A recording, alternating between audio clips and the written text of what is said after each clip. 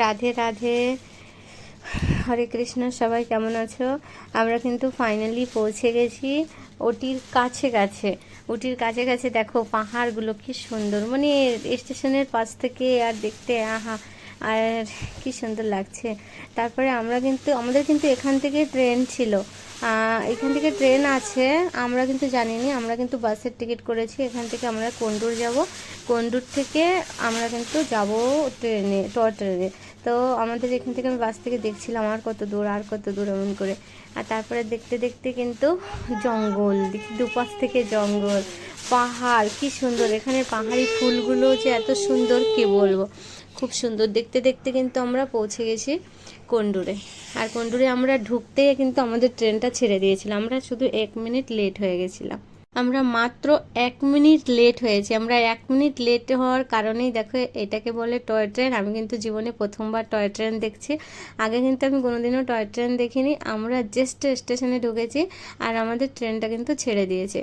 তারপরে আর কিছু করার নেই, আমরা বসে বসে ওয়েট করছিলাম। তারপর আবার ওখান থেকে অফলাইনে টিকিট করছি, আমাদের কিন্তু অনলাইনে টিকিট করা ছিল। তখন আমরা জিজ্ঞাসা করলাম যে আবার কি করে যাওয়া হবে, বলে 1 ঘন্টা পরে আবার ট্রেন আছে। তখন আমরা আবার ট্রেনের টিকিট কাটলাম অফলাইনে কেটে। আমরা কিন্তু বাইরে খাইনি, খাওয়া দাওয়া করিনি কিছু, সেই জন্য আবার চলে এলাম এখানটায় বাইরে বাইরে। আর এখানে ওটিতে আসার কিন্তু আমাদের কোনোই প্ল্যানিং ছিল না ওটিতে আসার। আমি জানিনি কেন, আমার বরের খুব মন ছিল, আর আমার বর সেই জন্য বললো আমাকে, ডিউটি গেছিলো, কিন্তু ডিউটি থেকে এসে আমাকে বলছে রেডি হও। আমি বলি কেন? বলে কি চলো ঘুরতে যাবো। আমি কোথায়? বলে হ্যাঁ উটি যাবো চলো।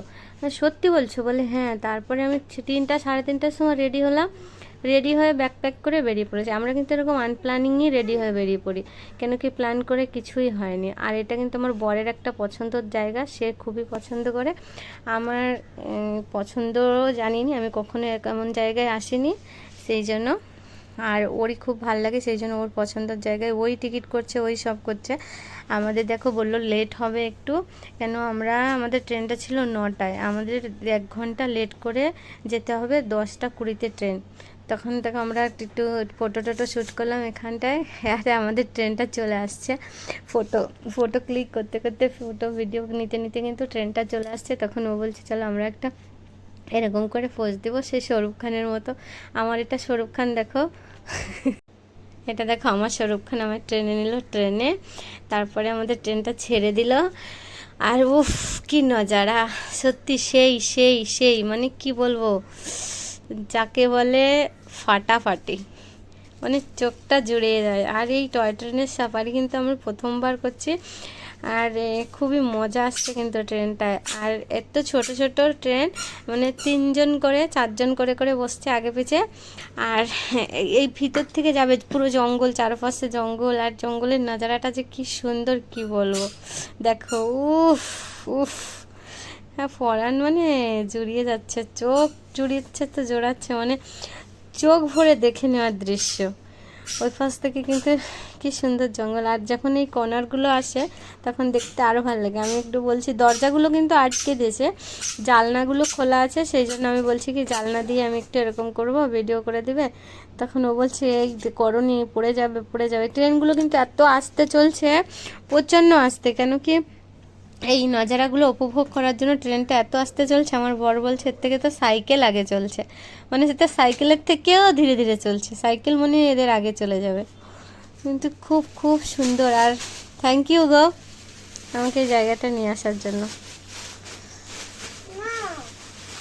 আর এখানে কিন্তু ঠান্ডা ঠান্ডা হাওয়া, কি সুন্দর।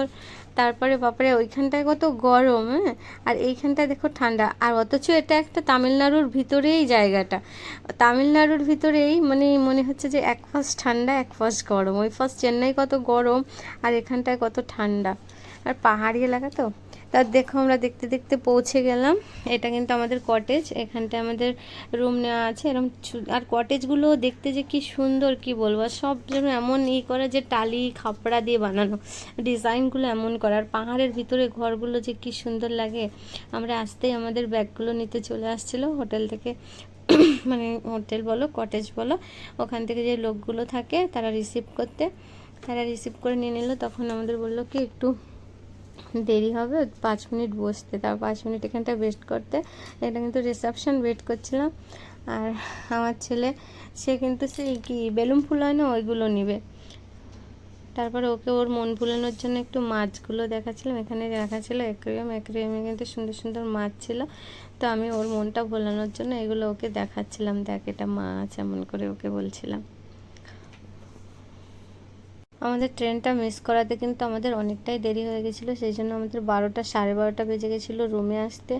আর সারাদিনের ট্রাভেলিং, সেই জন্য আমরা ভাবছি যে রুমে যাব, রুমে যেয়ে আগে স্নান করে রেস্ট করব, তারপরে বিকালের দিকে বেরোবো। যদি ভালো লাগে, কেন